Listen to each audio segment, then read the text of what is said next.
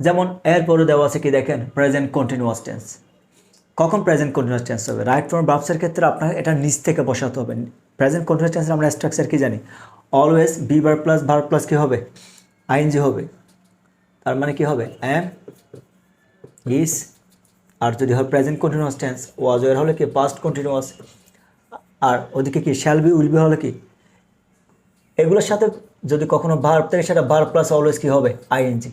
এটা আপনাকে রেডিমেড বলা থাকবে না, এই ওয়ার্ডগুলো দেখার সাথে সাথে আপনার বুঝে নিতে হবে এখানে কোন টেন্স হবে, কন্টিনিউয়াস টেন্স হবে। তাহলে ওয়ার্ডগুলো কি দেখেন, now, at present, at this time, at this moment. আপনি খেয়াল করে দেখেন না, সবগুলো বাংলা কিন্তু দেখুন। নাও মানে কি? এখন। অ্যাট প্রেজেন্ট বর্তমানে, মানে এখন। At this time, at this moment এই সময়, এই মুহূর্তে, এখন কিনা দেখেন। Currently same, day by day মানে দিনের পর দিন, step by step, gradually, one after another, still. এগুলো দেখা মাত্র আপনি বুঝে নেবেন এটা আপনার জন্য কী হবে, প্রেজেন্ট কন্টিনিউয়াস টেন্স হবে। তাহলে দেখেন, হি ড্যাশ টু কলেজ নাও। যেহেতু নাও আছে তাহলে আপনি এখানে কি করবেন? হি এর জন্য কি ইউজ করবেন? He is going to. এই নাও দেখে আপনার বুঝে নিতে হবে এটা আপনার জন্য কোন টেন্স হবে, কন্টিনিউয়াস টেন্স হবে। অপরদিকে দেখেন, the boy dash the math at this moment. তাহলে দেখেন অ্যাট দিস মোমেন্ট কি পয়েন্ট আছে কিনা দেখেন। অ্যাট দিস যদি কখনো মোমেন্ট থাকে তাহলে এটাকে আপনার কোন টেন্স করতে হবে দেখেন, প্রেজেন্ট কন্টিনিউয়াস টেন্স। তাহলে এখানে কি দিবেন? The boy is solving.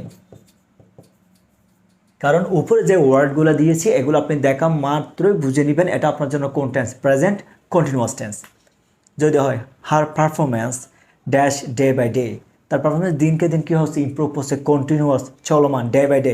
তাহলে কী হবে? এটা ইজ ইমপ্রুভিং।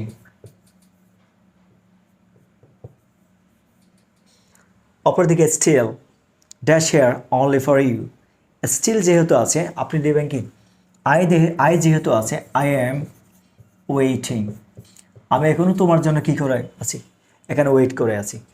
এই হচ্ছে প্রেজেন্ট কন্টিনিউয়াস টেন্স। অর্থাৎ আপনাকে তো রেডিমেড বলা থাকবে না যেটা ইউজ প্রেজেন্ট কন্টিনিউয়াস টেন্স, এরকম তো কিছু বলা থাকবে না।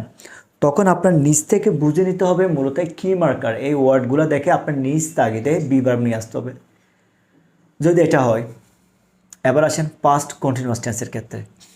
যদি কখনো দ্যানটাকে দেখেন, আপনি দিসের পাস্ট মুখে দেখেন তো, দিস থাকলে দ্যাট, অ্যাট দিস মোমেন্টকে কী করবেন? At that moment, at that period.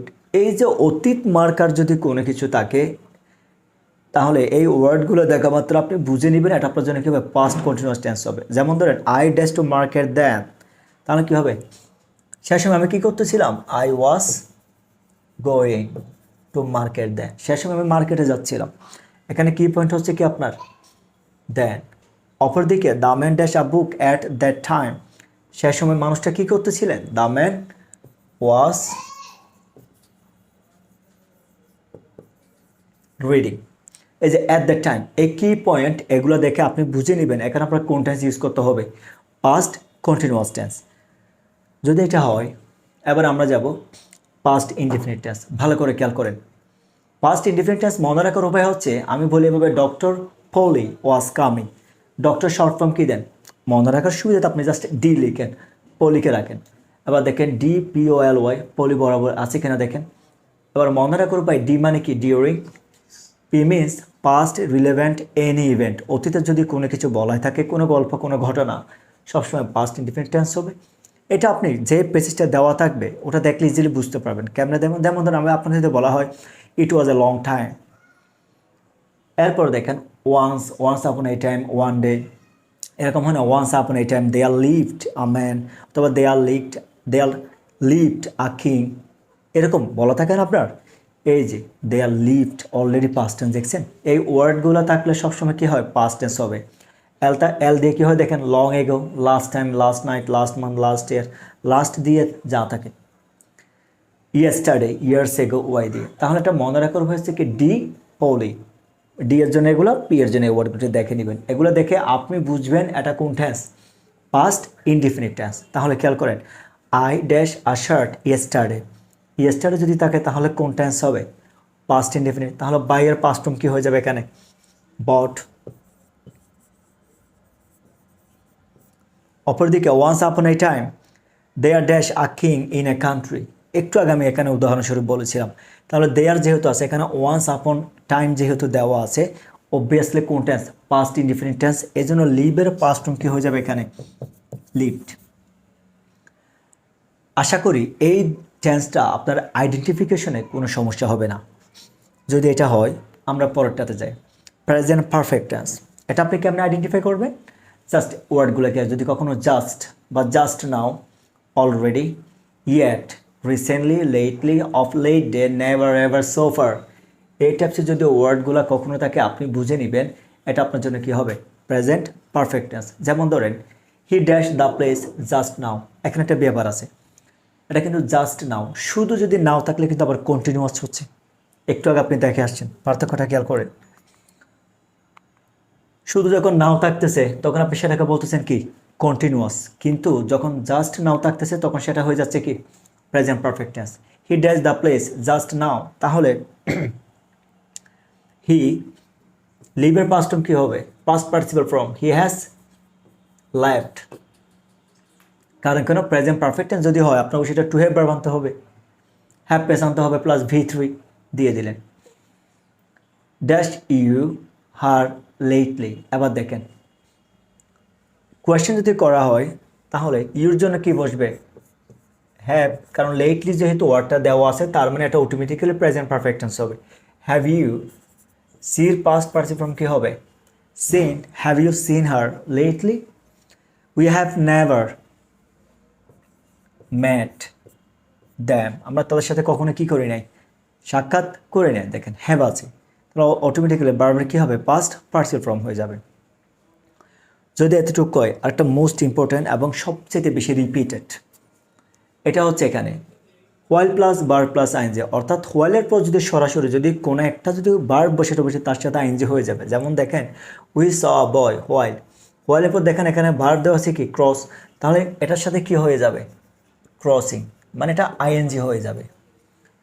অপরদিকে হোয়াইলের পর যদি কোনো একটা ক্লজ থাকে, জিনিসটা কি? আমি যদি আপনাকে আরও ইজি করে বলি, হোয়াইলের পর যদি কোনো একটা ক্লজ থাকা মান হচ্ছে 100% সাবজেক্ট দিয়ে শুরু হবে, এটাই তো। যেমন দেখেন হোয়াইল,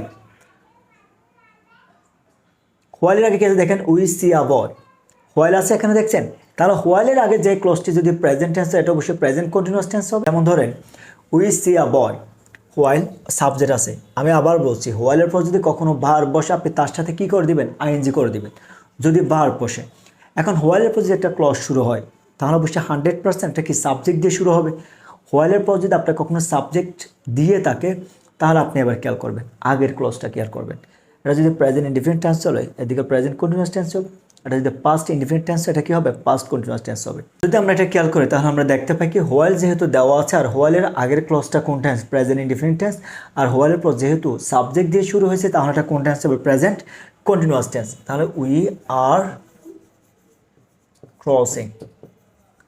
অপরদিকে খেয়াল করেন এখানে সেম সেন্টেন্স আমি যদি এখানে বলি we saw a boy while dash the river. এবার এখানে খেয়াল করে হোয়াইল তো আছে অ্যাজ ইউজুয়াল, তাহলে হোয়াইলের পরে তো সরাসরি ভার্ব নেই, আর একটা ক্লজ শুরু হয়েছে সাবজেক্ট দিয়ে। এটা কোন টেন্স? B2, মানে পাস্ট ইনডিফিনিট টেন্স। যেহেতু ভার্বের কোন ফর্ম আছে? পাস্ট ফর্ম যদি হয় তাহলে এটা কোন টেন্স? Past indefinite tense. হোয়াইলের পর যদি তাহলে আগে যদি পাস্ট ইনডিফিনিট টেন্স হয় তাহলে পরে অবশ্যই কি হবে? যদি কোনো ক্লজ দিয়ে শুরু হয় পাস্ট কন্টিনিউয়াস টেন্স, তাহলে এটা কি হবে? We were crossing. আশা করি টেন্স আইডেন্টিফিকেশন থেকে শুরু করে হোয়াইলের ব্যবহার পর্যন্ত কারো কোনো সমস্যা থাকার কথা নয়। জাস্ট আপনারা যদি ইনশাল্লাহ এই বেসিক রুলসগুলো যদি করেন আশা করি কোনো সমস্যাই থাকবে না আপনাদের। আমি আবার বলছি এই দুইটা সেগমেন্ট ডাইরেক্টর ভাবছে শুধু আমি রুলস দিয়ে করেছি মাত্র দুইটা পার্ট, একটা পার্ট 1 একটা পার্ট 2। আজকে পার্ট 2 আমি শেষ করলাম। থার্ড পার্টে আপনি শুধু প্র্যাকটিসে পাবেন। আমি যাই প্র্যাকটিস করাই না কেন ঠিক এই রুলসগুলোর উপরে করাবো, তখন আপনি বুঝতে পারবেন আমি কেন আপনাকে বললাম শুধুমাত্র 9টা রুলস পড়াবো। আর যদি এক্সেপশনাল আছে শুধুমাত্র আমি কমপ্লিটিং সেন্টেন্সটা আপনাকে একটু দেখতে বললাম, ওখানে শুধুমাত্র আপনার 9টা রুলস আছে, ওইগুলো দেখবেন এনাফ। তাহলে ইনশাল্লাহ আজকের ক্লাসটা এইটুকু। ভালো থাকবেন। আসসালামু আলাইকুম।